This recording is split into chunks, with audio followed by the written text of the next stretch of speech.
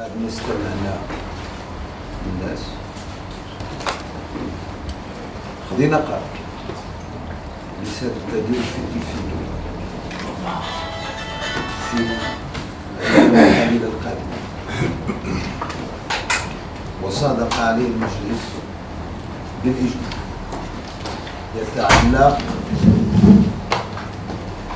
تمثيلية الجهة داخل كل أقاليم، لأن لا يعقل أن المواطنات والمواطنين اللي مشاو صوتوا على عباد وكيل الجهات من بعد ما نشروا هاد الناس غادي يبقاو يتلاقاوهم في القانون. اليوم العضو الجهوي ما عندوش فين يشتغل، صورو اللي نجح في وزان فين غيستقبل الناس؟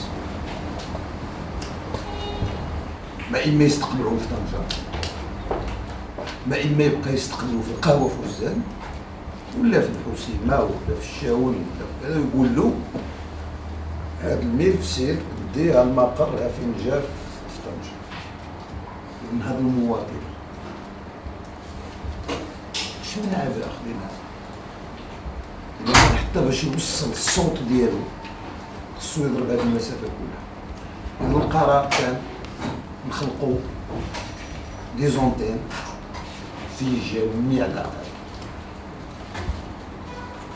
كاين أقاليم اللي باشرنا فيها المسطرة في إطار اقتناء الكرا ديال المقرات بحال وزان في حصن جرة.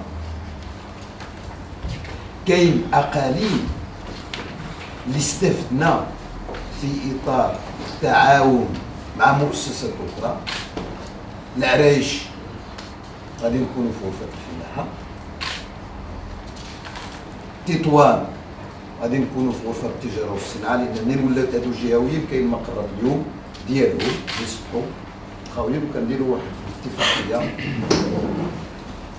الشاون خذينا المقر السابق ديال ماشي ديال التريزور، ديال الالتزام بالنفقات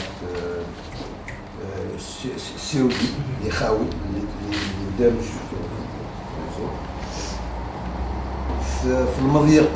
دينا كما في نطاق واحد البناية تابعة للتنمية البشرية باش المساطير باش نكونوا قبل نهاية السنة على التزام الإنترنت، أن جميع السيدات والسادة المستشارين والمستشارات يكونوا عندهم مكاتب، يكون عندهم الحد الأدنى من شروط ديال العمل فين يستقبلوا المواطنين والمواطنين، فين غيتوتاو الملفات ديالهم، وفي نفس الوقت غادي تكون للمجلس مكتبا ولجان ورؤساء فرق ما يبقاوش يجتمعوا في